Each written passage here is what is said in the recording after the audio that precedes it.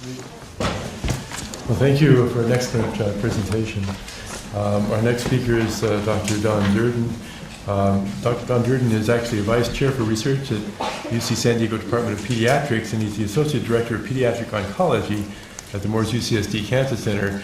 And I've known Don since he joined the faculty here. He's always talking about kinase inhibitors. I don't know his model, but I think targeting kinase inhibitors should be one of them.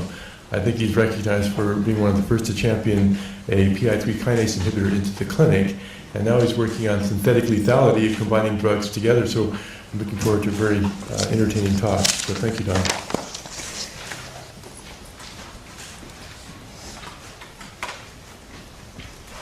Thank you, Tom. Oh, good, thank you. So, long title, and then a shorter title, which I think is a bit provocative, but hopefully at the end of my talk I'll be able to convince you that there's some evidence to support this idea that not just one drug, one target, but maybe there's an advantage to making small molecule inhibitors, designing in silico small molecule inhibitors that are nanomolar potent, in some cases picomolar potent against multiple targets. All the drugs design, in silico design, synthesis, and it's done at a company called Sigler-X Pharmaceuticals. And then those agents are brought into my laboratory at the Moore's Cancer Center to be tested in both in vitro and in vivo models. So I start out with this slide because everyone in this room knows probably more about synthetic lethality than I do. Particularly Prashant Mali is one of the world's experts from the Church Lab. What I will say is synthetic lethality is that you hit like the two A and B in separate cells. So synthetic lethality is not defined as genetically or using pharmacologic agents. It's hitting in one cell hitting target A and in the other cell hitting target B. However, if you hit target A and B, you kill the cells. So this is actually seems like a property of synthetic lethality that seems like a disconnect to me between people making small molecule inhibitors, whereby you make an inhibitor, two inhibitors, you give it to a patient. You think based on differential pharmacokinetics, volume of distribution, et cetera, that those two molecules are going to hit the same cell at the same time. Doesn't make, to me, logical sense.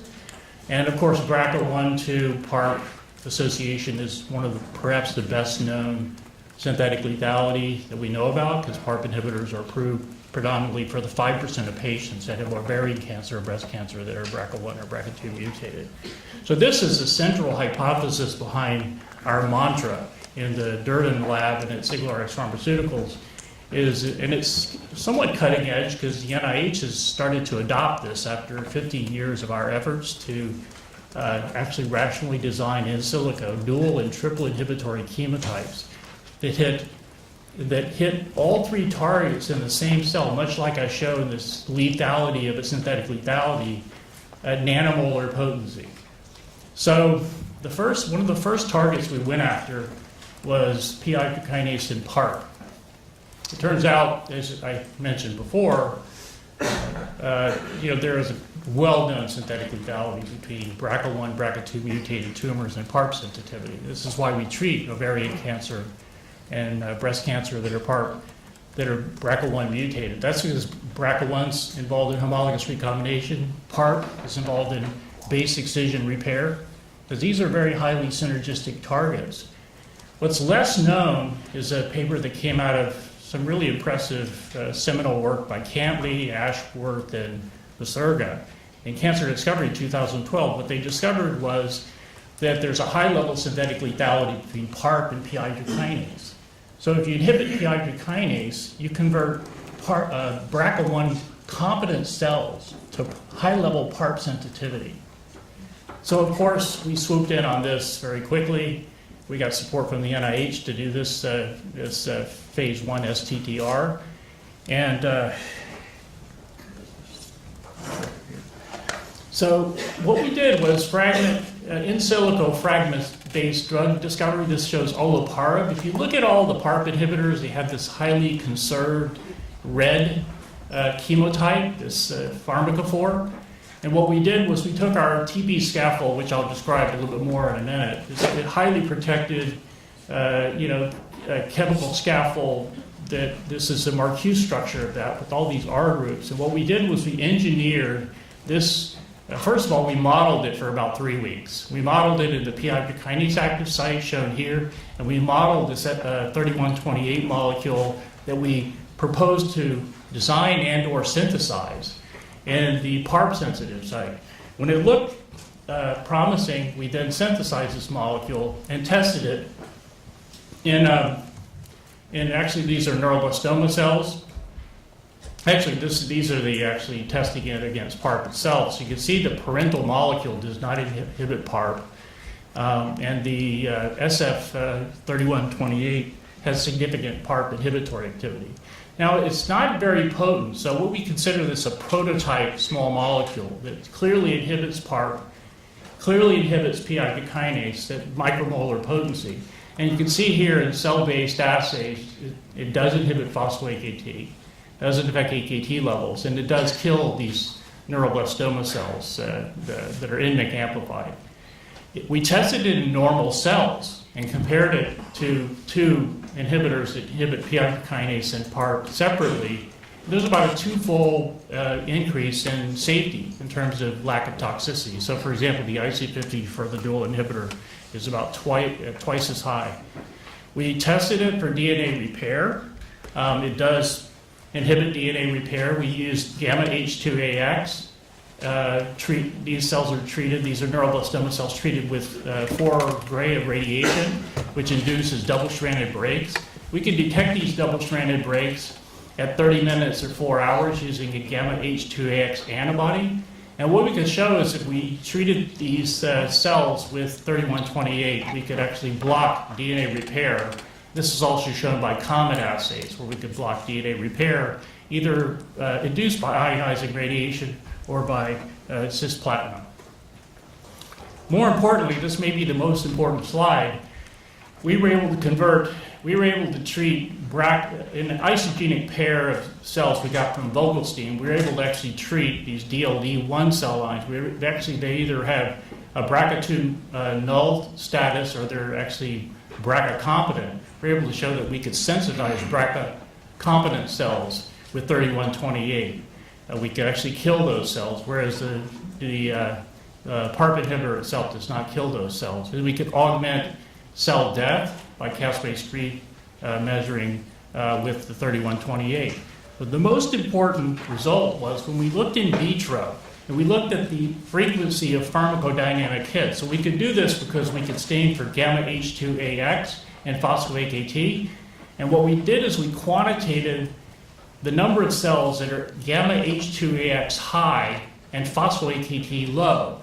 And we used 2 separate drugs, that's about a 4% frequency. When you use the 3128, even in a petri dish, you actually have a 40% frequency of double pharmacodynamic hit. You can imagine what would happen in vivo if you gave, say, 2 drugs. I would imagine you're getting less than 1% of the cells with double pharmacodynamic hit. That's the definition of a synthetic lethality. If you don't hit both targets in the same cell, that's a recipe for resistance. That's not a recipe for killing the cells based on a synthetic lethality. So this was one of the first conceptual frameworks that we used. I'll shift gears now a little bit. My lab has been highly focused on, for about 20 years now, studying PTEN and PI3 kinase. As Tom mentioned, we made one of the first PI3 kinase inhibitors that went into human clinical trials. One of the reasons I'm interested in PI3 kinase in general is because of the very high frequency of synthetic lethalities that have been discovered between PI3 kinase and other signaling pathways. So it opens up avenues for us to make other dual and triple targeted inhibitory chemotypes. This just shows a slide of the signaling pathways regulated by PTEN and PI3 kinase. Essentially, it's a central node downstream of these highly redundant cell surface receptors. It regulates many cell processes, apoptosis, metabolism, cell cycle. More recently, we've been interested in combining PI3 kinase inhibitory chemotypes with epigenetic regulatory molecules for a number of reasons. So we're one of the first examples I show you of the 30 examples that we've gone after is to try to develop small molecules that hit PI kinase and epigenetic regulatory molecules in the same small molecule. It's a platform technology.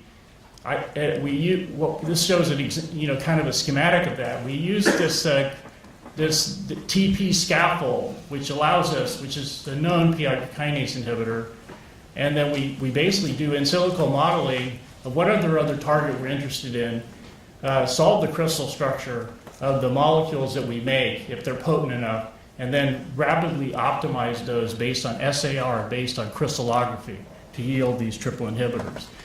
So the rationale behind going after PI kinase and BRD4, which is what I'll talk about next, is the fact that MYC, which is a major oncogene, is regulated orthogonally by two signaling pathways. MYC is transcription is regulated by BRD4, being the master regulator of transcriptional activity, and PI kinase through AKT and GSK3 beta induces MYC degradation. So, in addition, their work published a couple of years ago basically showed that if you treat breast cancer cells with lopatinib and then you look at their transcriptome 24 hours later, 48 hours later, there's a high level epigenetic regulation of the transcriptome, and this is associated with lopatinib resistance. It turns out that this work by Gary Johnson, they showed that if you treat these breast cancer cells with lopatinib plus a BRD4 inhibitor, a BET bromodomain inhibitor, you actually completely block this epigenetic adaptation response, known as kinome adaptation. So we have been very interested in the epigenetic regulatory molecules, the molecules that regulate chromatin structure, shown here. Nucleosome is these DNA is wrapped around various histones. These histone tails are modified. They're either acetylated or deacetylated, or in many, as I'll show you for BRD4, these acetylated lysines within the histone tails are actually read as a histone code by BRD4. And it turns out BRD4 is a master regulator of transcription. Shown here, BRD4, along with CDK9 and cyclin T1, actually regulate pause release, and it's essentially a well-known drug target in the pharmaceutical world, and it really is a significant master regulator of a transcriptional activity off of super enhancer and enhancer promoter elements. So this just shows the alignment of BRD4, BET bromodomain family. There's 4 proteins. They all have a highly conserved structure, shown in red, the amino acids. The BET bromodomain family of BRD4 contains 2 binding domains, binding domain 1 and binding domain 2. They're shown here in sequence here. There are a lot of conserved amino acids within these 2 loop regions, which is the acetylysine binding site of BRD4. But there are also quite a few regions between the binding domain 1 and binding domain 2 that are not conserved. And in fact, some of them are highly non-conserved. For example, this aspartic acid on binding domain 1 is negatively charged, and there's a highly charged, a positively charged histidine at the 437 site on binding domain 2.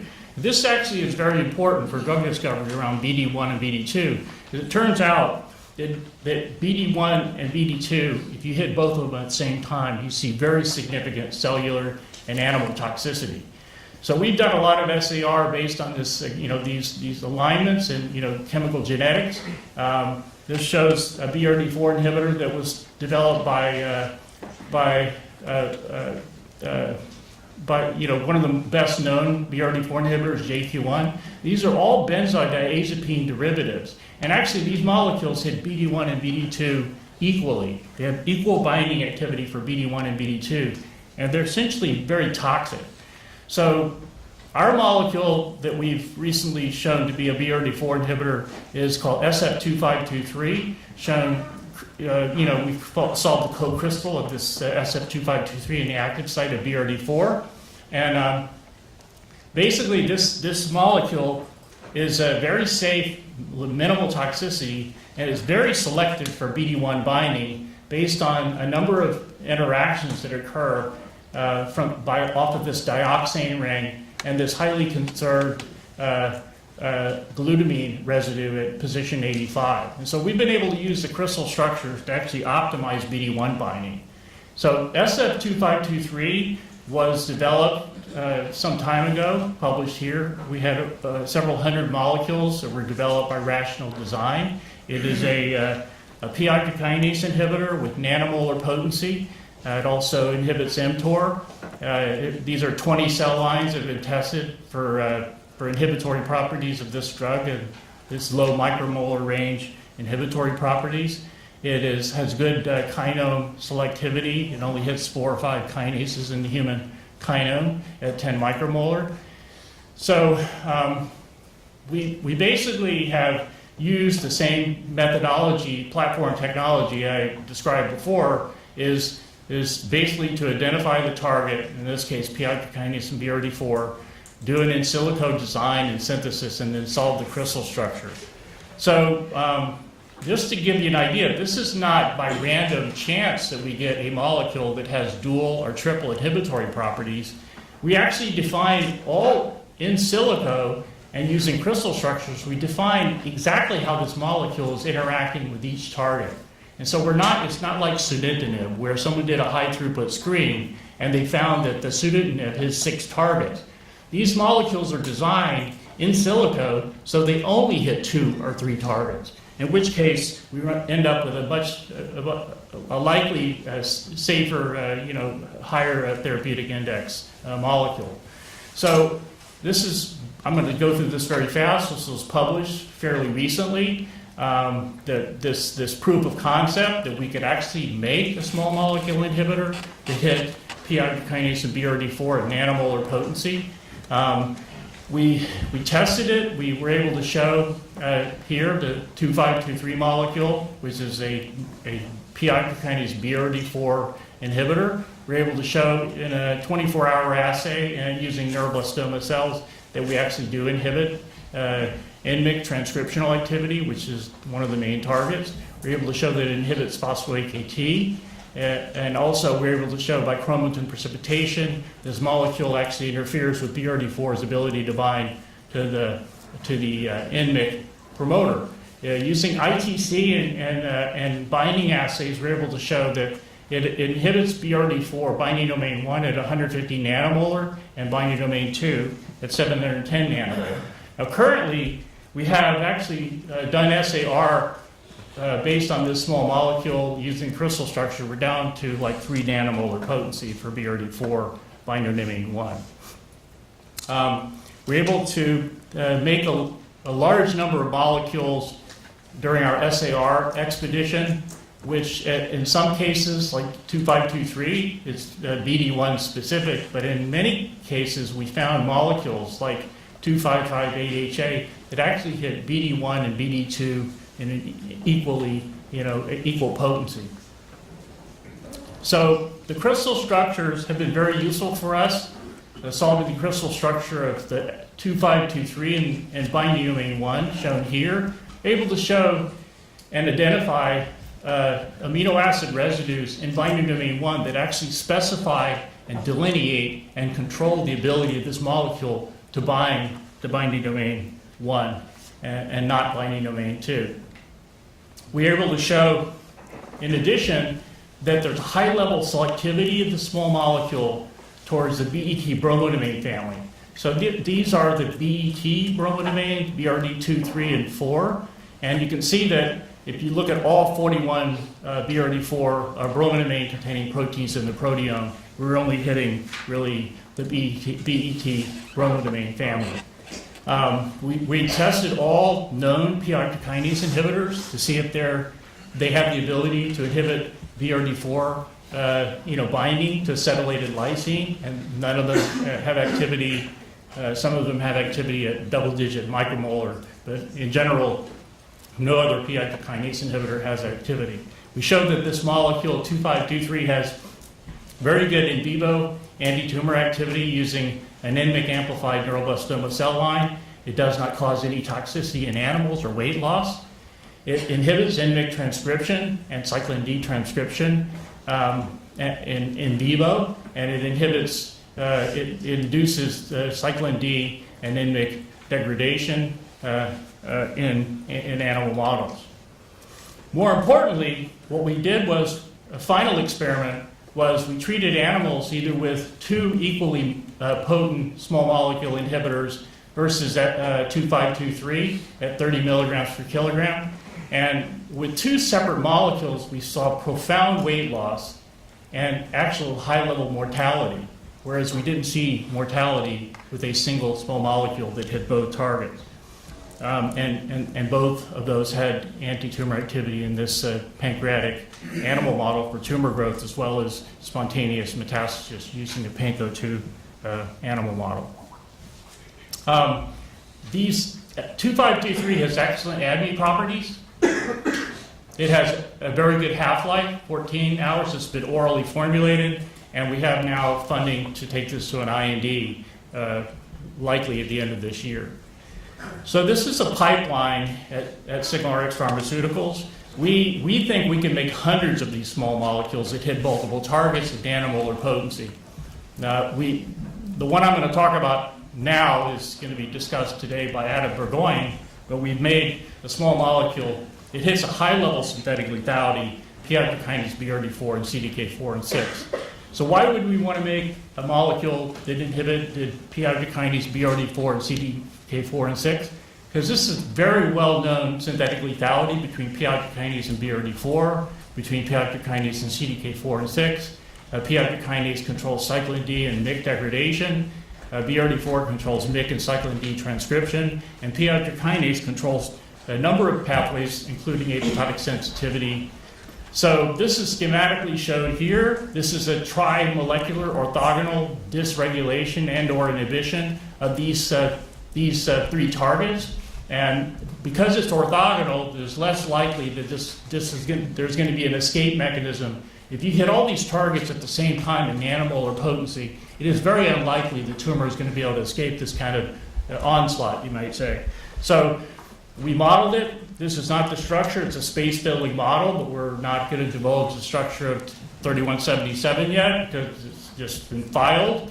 It's not issued. So basically, we modeled the scaffold, the TB scaffold, in all 3 targets simultaneously using hundreds of PDB files and getting docking scores to the point where we decided what we were going to synthesize. We then synthesized this molecule 3177. And this just shows, I'm not going to talk in detail about this because Adam's going to talk about this. This molecule has its IC50 for CDK4, 6, and 9 are single-digit nanomolar. It's 5-fold more potent than palbociclib just against that one target.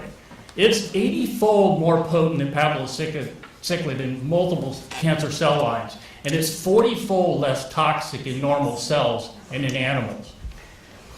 So it hits PI3 kinase at double-digit nanomolar concentrations, P110 alpha and delta, and it hits BRD4 at binding domain 1 at 33 nanomolar.